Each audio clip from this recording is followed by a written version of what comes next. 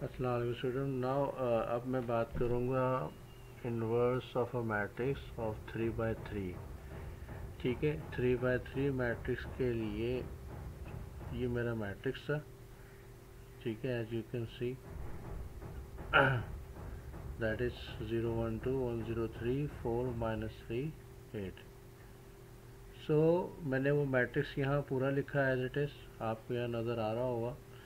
और उसके साथ मैंने 3 by 3 का आइडेंटिटी मैट्रिक्स भी साथ में लिख दिया, और बीच में मैंने एक लाइन डाल दी ताकि मैं उसको आपस में डिस्टिंग्विश कर सकूं। सो मेरे पास मैट्रिक्स ए आ गया लेफ़्ट साइड पे, और इसके राइट साइड पे आ गया मैट्रिक्स आई।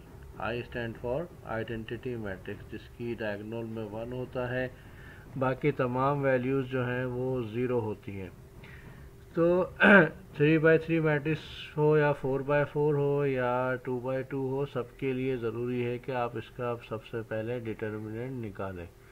अगर डिटर्मिनेंट 0 आता है तो उसका इन्वर्स नहीं निकल कर आएगा। तो इस सिचुएशन में हमारे पास जो मैंने इसका डिटर्मिनेंट निकाला है तो वो मेरे पास आ रहा है दैट इज़ -2। ठीक है, विच मीन्स कि इसका इन्वर्स पॉसिबल है। सो दोबारा आता हूँ मैं इसकी तरफ। रूल याद रखिएगा, जो 3 रूल मैंने आपको बताए थे कि रॉ कैन बी इंटरचेंज, हम रॉ को चेंज कर सकते हैं। ठीक है, किसी भी रॉ को किसी भी कांस्टेंट नंबर से मल्टीप्लाई कर सकते हैं, किसी भी इंटीजर से मल्टीप्लाई कर सकते हैं। ठीक है, और तीसरा ये था कि किसी भी रॉ को हम किसी भी कांस्टेंट या इंटीजर से मल्टीप्लाई करके किसी दूसरी रॉ में ऐड कर लें। तो स्टार्ट करते हैं। सबसे पहली बात, जब आप इन्वर्स निकालने लगे तो आपने कॉलम 1 को देखना है। तो मेरा जो कर्सर है इस पे जा रहा है 0 1 4।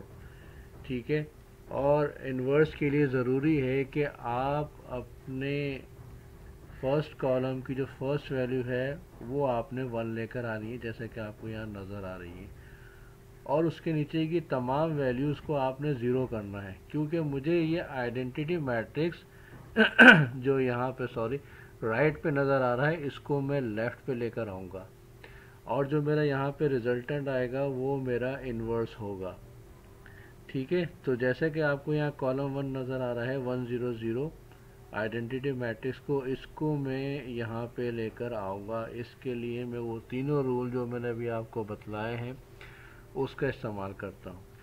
फॉर्चुनेटली मेरे पास यहाँ पे ऑलरेडी 1 मौजूद है कि 0 1 4 तो मैं उसी रॉ एलिमेंट्री ऑपरेशन को इस्तेमाल करते हुए रॉ को इंटरचेंज कर दूंगा। ठीक है, सेकंड रॉ है मेरे पास 1 0 3 0 1 0, और फर्स्ट रॉ है मेरे पास 0 1 2 1 0 0। तो मैंने सबसे पहला काम क्या किया, इन दोनों रोज़ को, रोज़ 1 को रोज़ 2 से स्वैप कर दिया। तो यहाँ आपको लिखा हुआ भी नज़र आ रहा होगा कि स्वैपिंग रो 2 विद रो 1। ये मैंने क्यों किया, क्योंकि मुझे यहाँ पे ऊपर 1 लाना लाजमी है। अभी मेरा मुकम्मल फोकस होगा सिर्फ कॉलम नंबर 1 के ऊपर। ठीक है, मैं ना कॉलम नंबर 2 को देख रहा हूँ ना कॉलम नंबर 3 को देख रहा हूँ। मैंने सबसे पहले कॉलम 1 को सॉल्व करना है, जिसमें सबसे पहला काम मुझे 1 लेकर आना है सबसे ऊपर, जो कि मैं यहाँ पे स्वैप करके लेकर आ गया हूँ। तो R2 को मैंने R1 से स्वैप कर दिया। ठीक है, उसके बाद मैंने अगली रॉ को ज़ीरो करना था, जो कि अभी फॉर्चुनेटली मेरे पास पहले से ज़ीरो है। तो मैं इस जगह रॉ 2 को जब मैंने रॉ 1 से रिप्लेस किया तो ये पूरी की पूरी रॉ ऊपर चली गई, 1 0 3 0 1 0। तो यहाँ पे 1 0 3 था, 0 1 0 था, ये पूरी की पूरी रॉ ऊपर चली गई, और मेरे पास नीचे रॉ नंबर 1 आ गई। अब मेरे पास सेकंड रो जो मुझे ज़ीरो करनी थी, 1 के पास ज़ीरो, उसको मुझे ज़रूरत नहीं है क्योंकि वो ऑलरेडी है। नाउ आई विल सी कि मैं किस तरीके से इस 4 को ज़ीरो लेकर आऊँगा। इस 4 को ज़ीरो लाने के लिए मैंने क्या किया, अगेन रूल नंबर 3 अप्लाई किया कि मैं किसी भी कांस्टेंट से किसी भी रॉ को मल्टीप्लाई करके किसी भी दूसरी रॉ में ऐड या सब्ट्रैक्ट कर सकता हूँ। सो मैंने यही किया कि मैंने -4 को मल्टीप्लाई कर दिया रॉ 1 से। ठीक है, यहाँ देखिएगा 4.R1 है। सो अगर मैं रॉ 1 को मल्टीप्लाई करता हूँ 4 से और उसको ऐड कर देता हूँ रॉ 3 में, तो डेफिनेटली -4 और +4, क्योंकि ये प्लस का 4 है अगर आपको नज़र आ रहा हो। ठीक है, तो 4 - 4 = 0, मेरे पास 0 आ जाएगा यहाँ पे। ये जैसे कि आपको यहाँ नज़र आ रहा है कि मैंने 4 को मल्टीप्लाई किया उससे। ठीक है, फर्स्ट रॉ से यानी कि, और फिर उसमें से 4 मैंने ऐड कर दिया तो मेरे पास 0 आ गया। सिमिलरली ये रॉ मैं पूरे पे ऑपरेशन पे परफॉर्म करूँगा। 4 × 0, अगर मैं यहाँ 0 पे मल्टीप्लाई करता हूँ तो हमें पता है किसी भी नंबर को 0 से मल्टीप्लाई कर दें तो उसका आंसर 0 आता है, और हमारे पास -3 + 0 -3 ही रहेगा। अब सिमिलरली आते हैं इसकी तरफ, तो यहाँ पर भी मैंने वही काम किया कि मैंने -4 को मल्टीप्लाई कर दिया रॉ 1 के 3 से, जो आपको यहाँ पे नज़र आ रहा है 3। ठीक है, तो मैंने इससे मल्टीप्लाई किया तो 4 × 3 = 12। ठीक है, माइनस का 12 हो गया और प्लस का 8 हो गया। 8 कहाँ पे था? 8 मेरे पास ये था जिसके अंदर मैंने इसको ऐड किया। सो -12 + 8 मेरे पास आंसर आता है -4।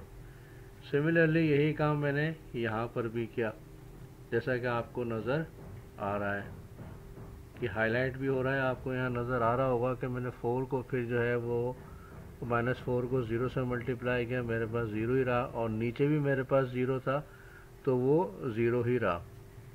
अच्छा, उसके बाद अगला आप देखिएगा, मैंने -4 को मल्टीप्लाई किया 1 से, जो ऊपर हाईलाइट होकर आपको नज़र आ रहा है, और मेरे पास जो आंसर आया वो -4 आया, और 0 प्लस -4 दैट इज़ -4 ही रहा। अब मैं आता हूँ इस लास्ट की तरफ, तो यहाँ पर भी यही काम हुआ।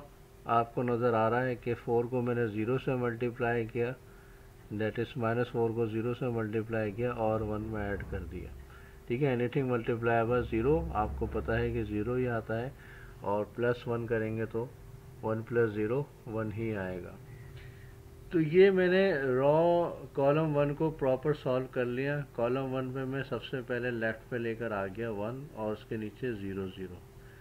अब मैंने देखा कि मेरा कॉलम 1 सॉल्व हो गया है, तो अब मैं कॉलम 2 को सॉल्व करूँगा। कॉलम 2 के अंदर जैसा कि मैंने आपसे कहा कि सबसे पहले सिमिलरली जैसे कॉलम 1 में मुझे 1 लाना था, बिल्कुल वैसे ही मुझे कॉलम 2 के अंदर सेंटर में 1 लेकर आना है, जो कि यहाँ पे सर्कल हुआ है, जो कि फॉर्चुनेटली पहले से मौजूद है। सो मुझे इसको कुछ भी करने की ज़रूरत नहीं है क्योंकि ये ऑलरेडी 1 है। अब इसके ऊपर वाली वैल्यू को 0 करना है, इसके नीचे वाली 0 को 0 करना है। क्यों करना है? क्योंकि मुझे ये पूरा आइडेंटिटी मैट्रिक्स यहाँ पे लेकर आना है। ऊपर वाली वैल्यू ऑलरेडी 0 है तो मुझे इसको 0 करने की ज़रूरत नहीं है। नीचे वाली वैल्यू है -3, और नीचे वाली वैल्यू को 0 करने के लिए मुझे डेफिनेटली -3 को अंदर +3 करूँगा, तभी जाके मेरे पास 0 आएगा, अदरवाइज़ 0 आना पॉसिबल नहीं है। उसके लिए मैं फिर वही रॉ एलिमेंट्री ऑपरेशन का थर्ड वाला यूज़ करूँगा, यानी कि मैं अब ये रॉ 2 को मैं मल्टीप्लाई करने लगा हूँ किसके साथ? जनाब अली -3 के साथ। ठीक है, और उसको ऐड कर दूंगा मैं किसके अंदर? रॉ 3 के अंदर। So minus into minus plus, तो मेरे पास प्लस आ गया और उसके अंदर मैंने ऐड कर दिया। सो यू कैन सी के 3 multiply by that is -3 multiply bye R2 by adding them in R3, मेरे पास यहाँ पे 0 आ जाएगा। वो ऑपरेशन यहाँ पर आ गया। ठीक है, यही फिर काम मैंने दोबारा से रिपीट किया इसके लिए। जैसे कि आप यहाँ देख सकते हैं, ये कैलकुलेशन आपको नज़र आ रही होगी कि नीचे वाली टर्म 0 कैसे आई। कि मैंने -3 को मल्टीप्लाई किया 1 से, तो माइनस इंटू माइनस प्लस हो जाता है, तो -3 + 3 जो है वो फिर 0 हो गया, इसलिए यहाँ पे 0 आ गया। अब ये 2 कैसे आया, यहाँ पे तो 4 था, -4। तो ज़रा इसको भी एक दफ़ा देख लें। अगेन मैंने इसको -3 को मल्टीप्लाई किया 2 से, जो कि यहाँ पे आपको लेफ़्ट साइड पर हाईलाइट हुआ हुआ नज़र आ रहा होगा। और अगेन 3 2 ज़ा 6, सो -6 मल्टीप्लाई बाय माइनस प्लस हो जाता है, तो 6 -4 + 6 = 2। तो ये 2 यहाँ पे इस तरीके से आया। सिमिलरली वही बात करेंगे हम 1 के हवाले से, कि मैंने -3 को 1 से मल्टीप्लाई किया। Again that is -3 multiply bye minus का साइन, तो वो प्लस का 3 हो गया, और उसके बाद 0 है वहाँ पे पहले से, तो वो 0 + 3 = 3 हो गया। यही काम हम यहाँ पर भी सेम वही प्रोसीजर हम कर रहे हैं कि हमने -3 को फिर मल्टीप्लाई किया 0 से, ठीक है, और फिर माइनस इंटू माइनस प्लस हो जाता है, और -4 + 3 दैट इज इक्वल्स टू -4, क्योंकि -3 मल्टीप्लाई बाय 0 0 ही रहता है। लास्ट पे आ जाते हैं। यहाँ पर भी हमने वही काम किया था कि -3 को 0 से मल्टीप्लाई किया, तो वो 0 ही रहा। फॉर्चुनेटली हमें इसको छेड़ने की ज़रूरत नहीं पड़ी।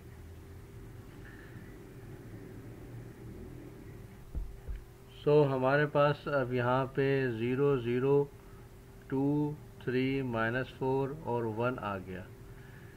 अब आप देखेंगे कि कॉलम नंबर 2 को मैंने सॉल्व कर लिया है। कॉलम नंबर 2 के अंदर सेंटर में 1 आ गया, ऊपर भी 0 आ गया, और नीचे भी 0 आ गया। सो कॉलम 1 हम पहले ही सॉल्व कर चुके थे, कॉलम 2 भी हमने सॉल्व कर लिया। Now we will come to column number 3। So according to the rule मुझे इन्वर्स आइडेंटिटी मैट्रिक्स को लेफ्ट साइड पर आना है, तो मैंने कॉलम 1 सॉल्व कर लिया, कॉलम 2 सॉल्व कर लिया। अब सिमिलरली वही रिकर्जन में अप्लाई करूँगा अब कॉलम नंबर 3 पे, यानी कि सबसे पहले मैं 1 लेकर आऊँगा, जो मेरा आपको कर्सर दिखा रहा है। अभी मेरे पास यहाँ पे 2 है, तो भाई इसको 1 लाने के लिए मैंने आपसे कहा था कि किसी भी रॉ को अगर मैं किसी भी कांस्टेंट से मल्टीप्लाई कर दूं तो आंसर पे कोई फ़र्क नहीं पड़ता। तो मैंने क्या किया जनाब, 1/2 से रॉ नंबर 3 को मल्टीप्लाई कर दिया, ठीक है, जो बेसिकली वही रहेगी रॉ नंबर 3 अप्रॉक्सीमेटली। सो अगर मैं यहाँ देखूँ तो 0 को तो मैं पता है 0 कुछ भी नहीं होगा, तो 0 ही रहेगा, ये भी 0 रहेगा। और यहाँ पे 1 कैसे आया, तो मैंने 2 को 1/2 से मल्टीप्लाई किया जैसा मैंने कहा। सो 2 से 2 कैंसिल हो गया, तो मेरे पास यहाँ 1 आ गया। यहाँ पे 3 था, अब आप देखिएगा यहाँ पे 3/2 आ गया, क्योंकि मैं -1 से पूरी रॉ को मल्टीप्लाई कर रहा हूँ, 1/2 से पूरी रॉ को मल्टीप्लाई कर रहा हूँ। अच्छा जनाब, यहाँ पे था -4, यहाँ पे 2 कैसे आया आपको नज़र आ रहा होगा कि मैंने -4 को मल्टीप्लाई किया 1/2 से, सो 2 से 4 कैंसिल हो गया, तो मेरे पास -2 आ गया। यहाँ पे मेरे पास 1 था, सो ये अब सिंपल 1/2 हो गया। सो मैंने पहला स्टेप परफॉर्म कर लिया, यानी कि यहाँ पे 1 लेकर आ गया। अब मुझे ऊपर की दोनों टर्म को क्या करना है, 0 करना है, ठीक है। अब इन दोनों टर्म को मैं 0 करने लगा हूँ। सो सबसे पहले बात करूँगा मैं इस वाली रॉ की जिसके ऊपर 2 है। इस 2 को 0 करने के लिए मैंने क्या किया जनाब, -2 से रॉ नंबर 3 को मल्टीप्लाई किया और रॉ नंबर 2 में उसको ऐड कर दिया, जैसे मैं आपको पहले बता रहा था, क्योंकि 2 -2 + 2 तभी 0 होगा, अदरवाइज हमारे पास 0 नहीं आ सकता। तो हम आते हैं इसकी तरफ। अगेन मैंने उस 2 को, ये देखिएगा लेफ़्ट साइड पे भी आपको ये हाईलाइट हुआ हुआ नज़र आ रहा होगा। सो 2 को मैंने मल्टीप्लाई किया जनाब -2 से अगेन, तो मेरे पास आ गया -2 मल्टीप्लाई बाय 1 दैट इज़ +2। सो ये मेरे पास इस तरीके से 0 आ गया। अब आते हैं यहाँ की तरफ। अगेन मैंने यहाँ से 2 को R3 से मल्टीप्लाई किया, सो 2 से 2 कैंसिल हो गया, मेरे पास बचा 1 माइनस 3। सो 1 माइनस 3 जो होता है वो 2 के बराबर होता है, तो मेरे पास यहाँ पे 2 आ गया। क्योंकि ये मैं परफॉर्म कर रहा हूँ रॉ 2 के ऊपर, तो ये इन सब के ऊपर परफॉर्म होगा रॉ 2 के ऊपर। ठीक है, पहले में कुछ नहीं हो सकता क्योंकि 0 है, यहाँ 1 है तो यहाँ भी कुछ नहीं होगा, 0 ही रहेगा। और ये हम 0 लेकर आए हैं क्योंकि हमें ऊपर वाली सारी टर्म को 0 करना है।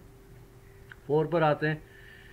ठीक है, तो ये 4 कैसे आया, अगेन मैंने वही -2 को यहाँ पे पहले से मेरे पास -2 था, ठीक है, इससे मैंने मल्टीप्लाई किया और फिर उसको मैंने ऐड कर दिया। माइनस इंटू माइनस आपको पता है प्लस होता है, तो 0 प्लस 4 ही रहेगा। अब आते हैं इसी की तरफ, थर्ड की तरफ, तो अगेन वहाँ पर भी वही काम परफॉर्म किया, मैंने मल्टीप्लाई किया उसको -2 से पूरी टर्म को, तो मेरे पास -2 से 2 कैंसिल हो गया और मेरे पास 0 माइनस 1, तो -1 होता है वो आ गया।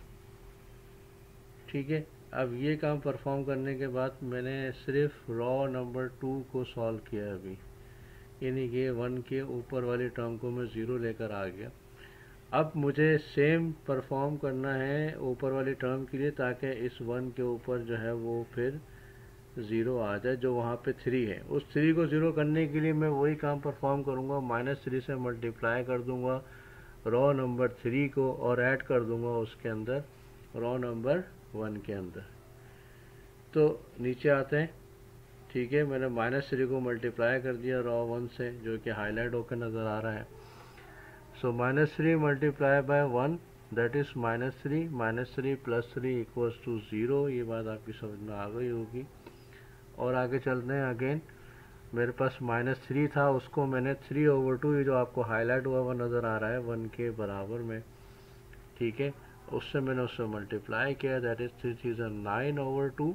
सो 0 माइनस 9/2, सो दैट इज़ -9/2। 7 की तरफ आते हैं। सो अगेन -3 मल्टीप्लाई बाय R3 की यहाँ पे कौन सी वैल्यू है, यहाँ पे मेरे पास -2 है, जो कि हाईलाइट हुई हुई आपको नज़र आ रही है। सो अगेन 3 to the 6, ठीक है, माइनस इंटू माइनस प्लस होता है, तो 1 + 6 इक्वल्स टू 7, तो मेरे पास 7 आ गई यहाँ पे वैल्यू। लास्ट की तरफ आते हैं मेरे पास। So again 3 multiply by 1/2 that is -3/2। So 0 - 3/2 is equals to -3/2। तो मेरे पास ये एक रिजल्टेंट मैट्रिक्स आ गया। ठीक है, ये आइडेंटिटी मैट्रिक्स जो मेरे क्वेश्चन में राइट साइड पे था वो मैं लेफ़्ट साइड पे लेकर आ गया, और जो मेरे पास ये इसके राइट साइड पर आ रहा है, this is called inverse of a matrix. So मेरे पास ये मैट्रिक्स था, ठीक है, इसका मैंने इन्वर्स निकाला, तो ये इसका इन्वर्स निकल के आपके सामने आ गया। सिमिलरली जैसे हम 3/3 के लिए करते हैं, वैसे ही हम 4/4 के लिए भी सेम ही टास्क परफॉर्म करेंगे। सो ये हम देखते हैं, हमारे पास एक मैट्रिक्स है 4/4 का। ठीक है, इस 4/4 को मैं सॉल्व करूँगा by using and finding the inverse. ठीक है, इन्वर्स इसका निकालेंगे। सेम वही पैटर्न है, अगर आपको समझ में अब आ चुका होगा कि ये मेरे पास मैट्रिक्स ए है, ये इसके साथ मैंने इसका आइडेंटिटी मैट्रिक्स लिख दिया, जिसमें डायगोनल में सारी वैल्यूज़ 1 हैं और बाकी तमाम वैल्यूज़ 0 हैं। सो अगेन अब मैं इसी को सॉल्व करने लगा हूँ, तो मैं वही करूँगा जो मैंने पहले किया था कि स्वैपिंग की, कि 1 को ऊपर ले गया और उसके नीचे फिर R2 को R1 से रिप्लेस कर दिया, तो मेरे पास ये मैट्रिक्स आ गया। ठीक है, अब मुझे इसके नीचे वाली वैल्यूज़ को 0 करना है। एक तो 0 ऑलरेडी है, R2 मेरे पास 0 है, R3 को जो सॉल्व करना है, यानी कि उस 4 की जगह मुझे 0 लेकर आना है। तो ये 0 कैसे आया, ये आई होप आपकी समझ में आ चुका होगा कि मैंने मल्टीप्लाई किया है किसको, 4 को रॉ 1 के साथ -4 को, और उसको ऐड कर दिया R3 के अंदर। ठीक है, ये वही चीज़ है, जस्ट मैंने इसमें एक लाइन का इजाफा किया, एक कॉलम का और एक रो का। तो सारा काम वैसे ही परफॉर्म हो रहा है जैसे कि हमने बाकी का परफॉर्म किया था। अब अगेन मैं इस कॉलम 2 पे उस वक्त तक नहीं आऊँगा जब तक कि इस 1 के नीचे की तमाम वैल्यूज़ को मैं 0 ना कर दूँ। तो पहले मैंने इस -4 वाली पूरी टर्म को कोशिश की सॉल्व करने की, फिर मैंने इसको 0 किया। नाउ अब मैं रॉ नंबर 4 को सिमिलरली सॉल्व करूँगा। ठीक है, रॉ नंबर 4 के अंदर भी सेम वही काम होगा कि मैंने इस -1 से रॉ 1 को मल्टीप्लाई कर दिया है, क्योंकि -1 + 1 तभी 0 होता है। ठीक है, और मेरे पास ये 0 आ गया और ये तमाम वैल्यूज़ आ गई। अगला टर्म मुझे इसको देखते हुए यहाँ पे जो ये 1 है, ये 1 ऑलरेडी मेरे पास मौजूद है, तो मुझे इसको 1 नहीं लेकर आना। अब जस्ट मुझे ऊपर 1 के ऊपर वाला 0 और नीचे वाली दोनों वैल्यूज़ को 0 लेकर आना है। तो अगेन -3 है तो मैं डेफिनेटली +3 करूँगा, 3 से मल्टीप्लाई कर दूँगा। अगेन -3 × +3 और उसको R3 में ऐड कर दूँगा, ये वैल्यू 0 आ गई। और इसी तरीके से सिमिलरली इन तमाम वैल्यूज़ में चेंजिंग आएगी। और उसके बाद मेरे पास यहाँ 2 है, क्योंकि मुझे कॉलम 2 को सॉल्व करना है, 1 के नीचे तमाम वैल्यूज़ 0 लानी है। नाउ इस 2 को सॉल्व करने के लिए मैं -2 को मल्टीप्लाई कर दूँगा किससे, R2 से, और फिर उसको ऐड कर दूँगा R4 के अंदर, क्योंकि अब मेरे पास ये रॉ नंबर 4 मौजूद है। तो इसको सॉल्व करने के बाद मेरे पास ये वैल्यू भी 0 आ गई। नाउ जब इसको सॉल्व किया तो मेरे पास यहाँ पे अब ऐसी कोई वैल्यू नहीं आ रही जिसको मैं 1 कहूँ। तो इसको 1 लाने के लिए मैंने अगला काम वही किया कि 1/2 से मल्टीप्लाई कर दिया, ताकि 2 से 2 कैंसिल हो जाए और मेरे पास 1 आ जाए। ये काम हम पहले भी परफॉर्म कर चुके हो, मैं आपको डिटेल में एक्सप्लेन कर चुका हूँ। ठीक है, ये 1 आ गया, ये तमाम वैल्यूज़ इसकी चेंज हो गई। अब अगला काम कॉलम नंबर 3 की ऊपर वाली तमाम वैल्यूज़ को 0 करना है और फिर नीचे वाली वैल्यूज़ को 0 करना है। तो हम बिल्कुल वैसे ही परफॉर्म करेंगे जैसे हम पहले परफॉर्म करते आ रहे हैं। आपकी चॉइस है कि आप पहले नीचे वाली वैल्यूज़ को 0 करें या पहले ऊपर वाली वैल्यूज़ को 0 करें, इट्स अप टू यू। इससे रिज़ल्ट पे कोई फ़र्क नहीं पड़ता। तो यहाँ पे मैंने क्या किया कि नीचे वाली वैल्यूज़ को मैंने 0 किया सबसे पहले। अगर ये -4 है तो डेफिनेटली मैं रॉ 3 को मल्टीप्लाई कर दूंगा किससे, +4 से, और उसको ऐड कर दूंगा रॉ नंबर 4 के अंदर। सो मैंने यही किया कि माइनस इंटू माइनस आपको पता है प्लस होता है। +4 को मैंने R3 से मल्टीप्लाई किया और ऐड कर दिया उसको R4 में। सो जब मैं इसको करता हूँ तो यहाँ पे आप देख सकते हैं माइनस इंटू माइनस प्लस हो जाता है, that is 4 multiply by 1, that is +4 and -4 equals to 0। ठीक है, इसी तरीके से जब मैं इसको सॉल्व करते जाऊंगा तो यहाँ पे मेरे पास 4 आ गया। अब 3 को मैंने सॉल्व करना था। ठीक है, अब इसके ऊपर वाली वैल्यूज़ भी मुझे 0 करनी है। कॉलम 4 पे मैं उस वक्त तक नहीं आऊँगा जब तक कि मैं कॉलम 3 की तमाम वैल्यूज़ को चेंज ना कर दूँ, यानी कि 1 के ऊपर वाली भी 0 और नीचे वाली भी 0। इस सिचुएशन में मैंने पहले नीचे वाली सॉल्व की। नाउ अब यही काम मैं ऊपर वाली के लिए भी परफॉर्म करूँगा। सो अब मैं ऊपर वाली वैल्यूज़ को 0 करने लगा हूँ। यहाँ पे 2 है, इस 2 को मुझे 0 करना है, तो डेफिनेटली मैं अगेन रॉ नंबर 3 को -2 से मल्टीप्लाई करके ऐड कर दूँगा रॉ नंबर 2 में। ठीक है, तो ये आपको नज़र आ रहा है, -2 को मैंने मल्टीप्लाई किया और उसको ऐड कर दिया रॉ नंबर 2 में, तो ऊपर वाली वैल्यूज़ भी 0 हो जाएंगी। फिर इसी तरीके से अगली वैल्यूज़ भी 0 हो जाएंगी, और इस तरह हम इसको सॉल्व करते करते इसको फाइनली हम बिल्कुल उसी पैटर्न में जैसे हमने 3×3 मैट्रिक्स को सॉल्व किया था वैसे ही हम इसको 4×4 मैट्रिक्स पे भी सॉल्व करेंगे। Thank you.